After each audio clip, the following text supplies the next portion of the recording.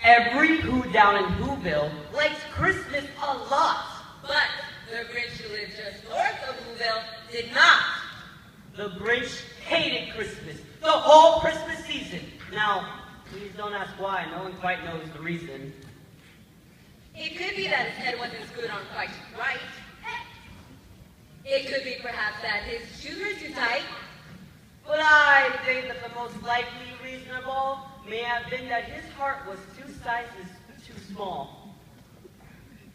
But whatever the reason, his heart or his shoes, he stood there on Christmas Eve hating the Who's. Staring down from his cave with a sour, grinchy frown at the warm-lighted windows below in their town. For he knew every Who down in Whoville beneath was busy now hanging a mistletoe wreath. And they're hanging their stockings. He snarled and sneered. Tomorrow is Christmas. It's practically here. Then he growled with his Grinch fingers nervously drumming. I must find a way to keep Christmas from coming. For tomorrow, he knew all the Who girls and Who boys would wake up bright and early and they'd rush for their toys. And then oh the noise. That's the one thing he hated. The noise. Then the Who's, young and old, would sit down to a feast. And they'd feast. Oh, and they'd feast. And they'd feast. They would start on Who pudding and rare Who roast beef, which was something the Grinch couldn't stand in the least. And then they do something he likes least of all. Every Who down in Whoville, from the tall to the small, would stand close together with Christmas bells ringing. They stand hand in hand, and the Who's would start singing. They sing, and they sing, and they sing. And the more the Grinch stopped the Christmas sing, the more the Grinch stopped. I must stop this whole thing! What, 53 years I put up with it now? I must stop Christmas from coming! But how? Then he got an idea. An awful idea. The Grinch got a wonderful, awful idea. I know just what to do. The Grinch laughed in his throat, and he made a quick Santa Claus hat and a coat. What a great witchy trick! With this coat and this hat, I'll look just like St. Nick.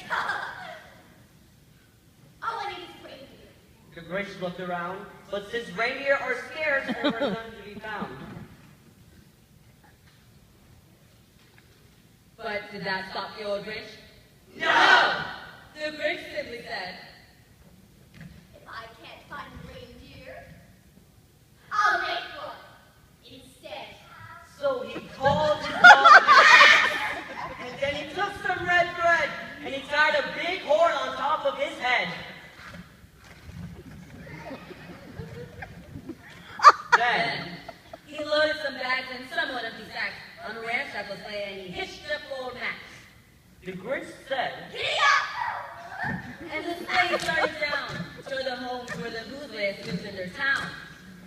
all their windows were dark. White snow filled the air.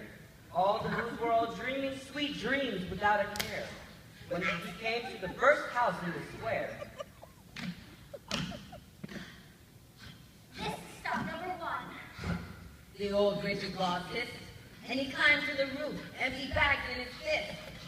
then he slid down the chimney, a rather tight pinch, but if Santa Claus would soak in the Grinch, He got stuck only once for a moment or two. Then he stuck his head out of the fireplace flue.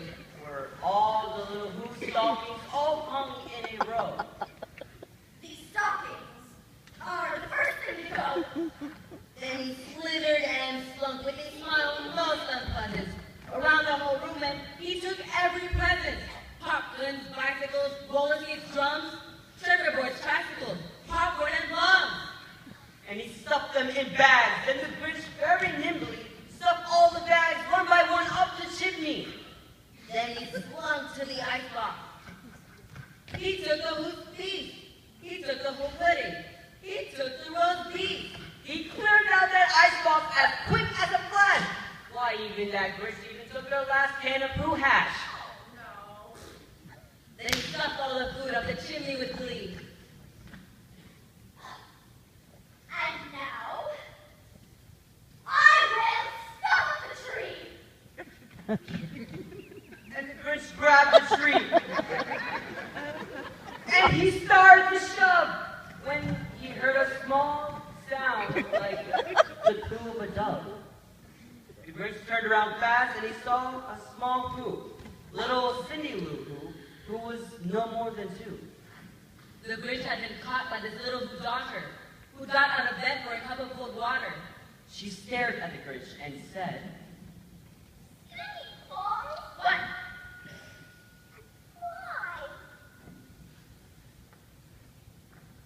Why would you take me off Christmas tree? Why?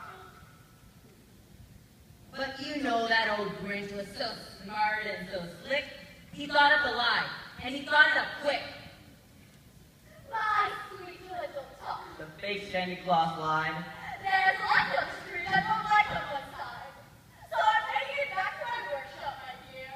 I'll fix it up there and I'll bring it back here. And it did fool the child. Then he patted her head, and he got her a drink, and he sent her to bed. And when Cindy Lou Poo went to bed with her cup, he went back to the chimney and stuffed that tree up. Then the last thing he took was the log for their fire. Then he went up the chimney himself, the old liar. On the walls he left nothing but hooks and some wire. And the one speck of food that he left in the house was a crumb much too small for a mouse. Then he did the same thing to the other Blue's houses. Leaving crumbs much too small for the other mouses. It was 1:15 on. Other Who's still abed, other Who's still asleep when he packed up his sled. Packed it up with their presents, the ribbons, the wrappings, the tags, and the tinsels, the trimmings, the trappings. 3,000 feet up the side of Mount Crumpet. He rode to the tip top to dump it. Pooh, to the who's. He was grinchily humming. They're finding out now that Christmas is coming. They're just waking up, and I know just what they'll do. All their mouths will hang open a moment or two. Then all the who's down in Whoville will all cry moo-hoo. Now that is the sound that I simply must hear. So he paused, and the Grinch put a hand to his ear. And he did hear a sound rising over the snow. It started in low, then it started to grow.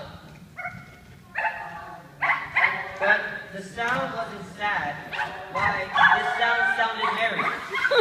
It couldn't be so, but the sound was merry. Very. He stared down at Whoville. The Grinch popped his eyes. Then he shook. What he saw was a shocking surprise.